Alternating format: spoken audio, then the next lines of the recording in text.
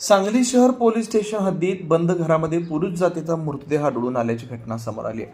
मयत व्यक्तीचं नाव रघुनाथ सदाशिव शिंदे, वय 55, राहणार सांगलीवाडी असं आहे। मयत व्यक्ती गेल्या 3 दिवसांपासून घरात एकटे राहत होते। घरातील नातेवाईक कार्यक्रमासाठी बाहेरगावी गेले होते। दरम्यान त्यांच्याशी कोणताही संपर्क होत नव्हता। आज 17 रोजी सकाळी सुमारे 8 वाजण्याच्या दरम्यान परिसरात दुर्गंधी येत असल्यानं स्थानिक नागरिकांनी सांगली शहर पोलीस स्टेशनला माहिती दिली। घटनेची माहिती मिळताच स्पेशल रेस्क्यू फोर्स आपत्कालीन पथक घटनास्थळी दाखल झालं। पथकाचे कमांडर कैलास वडार, सागर जाधव, महेश गव्हाणे, आसिफ मकानदार, इर्शाद कवटेकर व सदाशिव पेडेकर यांनी घटनास्थळी पाहणी करून मृतदेह बाहेर काढत पॅकिंग केला। यानंतर मृतदेह शासकीय रुग्णालय सांगली इथं पाठवण्यात आला।